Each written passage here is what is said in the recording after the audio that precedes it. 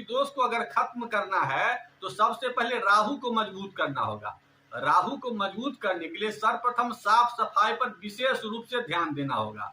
अपने घर में जो भी कूड़ा कबाड़ इकट्ठा है उसे दूर करने का प्रयास कीजिए। घर में कभी कभी या तो नमक का पोछा दिया कीजिए, घर में जितने भी मकरा के जाला हैं उन सबका सफाई कीजिए।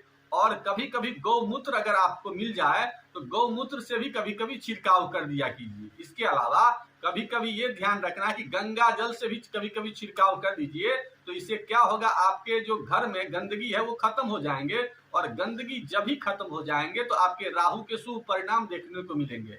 इसके अलावा अपने घर में ऑक्सीजन की मात्रा को बढ़ाने के लिए तुलसी वगैरह का 2-4 पौधा जरूर से लगाइए, और कोई भी अगर सुगंधित पौधा, सुगंधित फूल मिल जाए तो उसे भी लगाने का प्रयास कीजिए। इसके अलावा अब बात करते हैं सूर्य की। तो सूर्य की कमी के कारण भी जो है ना ये पितृदोष होता है। इसलिए सबसे पहले आपको क्या करना है, सूर्य के कारण आपके अंदर में स्वाभिमान ज्यादा हो जाता है, तो स्वाभिमान को कंट्रोल करने का प्रयास करना चाहिए। इसके अलावा अगर पिता है तो पिता के पास कम से कम बैठने का प्रयास करना चाहिए, और अगर नहीं है तो पितृकुल से विशेष संपर्क करने का प्रयास करना चाहिए। चाचा वगैरह हैं तो उन सबसे बात करने का प्रयास कीजिए।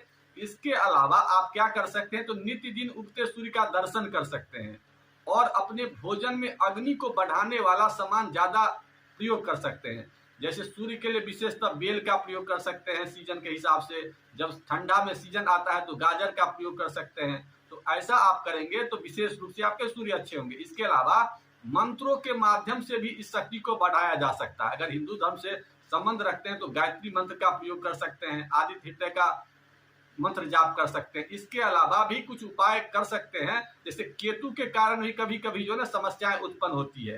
तो केतु को, चूंकि राहु और केतु सदैव एक दूसरे से सप्तम होते हैं, जहां राहु की दृष्टि होगी वहां केतु का भी आपको सप्तम में अगर दृष्टि हो गया तो ऐसे में नुकसान होता है। इसलिए केतु के लिए आपको 2-3 उपाय करना है। उसके लिए क्या करना है, अपने शरीर से किसी भी फटे सामान का संपर्क नहीं करना है।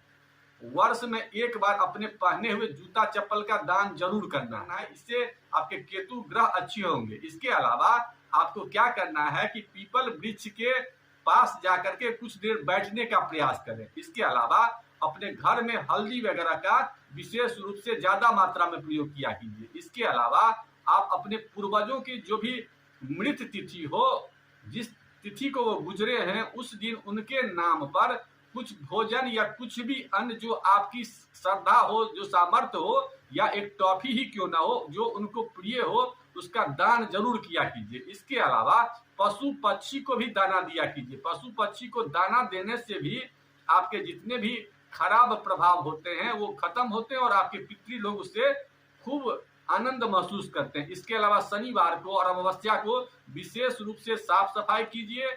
इसके अलावा पितृदोष की शांति के लिए गरुड़ पुराण का पाठ या तो स्वयं करिए, अगर पाठ नहीं कर पाते हैं तो YouTube पर जा करके और उसके मंत्रों को या जो भी उसके शब्द होते हैं उसको कभी कभी सुना कीजिए। ऐसा करने से भी पितृदोष की शांति में विशेष रूप से आपको फल मिलेगा। इसके अलावा आप भगवत गीता का भी श्रवण किया कीजिए। कभी कभी भगवत गीता जाइए YouTube पर, या किताब है तो उसे पढ़ लिया कीजिए, नहीं तो YouTube पर जाके सुन लीजिए।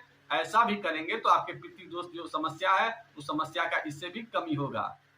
पितृदोष की शांति के लिए अब एक विशेष उपाय की चर्चा कर देते हैं। अगर विशेष रूप से पितृदोष तो ज्यादातर आजकल के परिवारों में देखते हैं कि मिलता रहता है, बहुत लोग इससे डरते भी रहते हैं। तो डरने की जरूरत नहीं, कुछ साधारण उपाय करेंगे तो 6 महीना, साल 2 साल जब करेंगे तो आपके पितृदोष जो है वो समाप्त हो जाएंगे। उपाय क्या है, सबसे पहले आपको या तो हल्दी की माला लेनी है। अगर हल्दी की माला न मिले तो हल्दी की गांठ बाजार से लाना है, और उसे बढ़िया से पूजा वगैरह भगवान विष्णु के सामने में कर लेना है। उसके बाद उस हल्दी को क्या करना है, नित्य दिन एक मंत्र पढ़ना। उस हल्दी को हाथ में रख लीजिए, या माला है तो उससे कर लीजिए, नहीं तो हाथ में रख करके या तो 11 बार कर लीजिए अगर आपके पास समय कम है तो, नहीं तो अगर समय है तो 108 बार नित्य करिए। और घर के जितने भी लोग हैं सब लोग मिलके करिएगा तो बहुत ही अच्छा रहेगा, जल्दी पितृदोष खत्म होगा। अगर सब लोग एक साथ नहीं, चूंकि पितृदोष जब भी होता है तो सब लोग एक साथ बैठते ही नहीं है, इसलिए जो लोग नहीं बैठते हैं तो उन्हें प्रेशर मत दीजिए। आराम से क्या करिए, पहले आप स्टार्ट कीजिए। जब आप स्टार्ट करेंगे तो कुछ ही दिनों में जब उसकी स्थिति अच्छी हो जाएगी आपके परिवार की, तो वो भी फिर करने लगेंगे। तो आप करना क्या है, एक मंत्र है उसको लिख लीजिए, ओम ग्रांग ग्रींग ग्रोंग सह गुरुवे नमः स्वाहा। ओम मंत्र है, ओम ग्रांग ग्रींग ग्रोंग सह गुरुवे नमः स्वाहा। इस मंत्र का जाप करिए और हर एक अमावस्या को अगर संभव हो तो इसी मंत्र से आप स्वाहा लगा करके हवन कर दीजिए। ओम मंत्र बढ़िया से लिख लीजिए, ओम ग्रांग ग्रींग ग्रोंग सह गुरुवे नमः स्वाहा। इस मंत्र का जाप करने से आपके जो भी पितृदोष होंगे वो खत्म हो जाएंगे और आपके परिवार में सभी लोग जो भी मांगलिक कार्य रुके हुए हैं, जो भी शुभ कार्य रुके हुए हैं, आपकी कुंडली में अगर अच्छे योग हैं तो उन सब योगों का आपको शुभ परिणाम देखने को मिलेगा।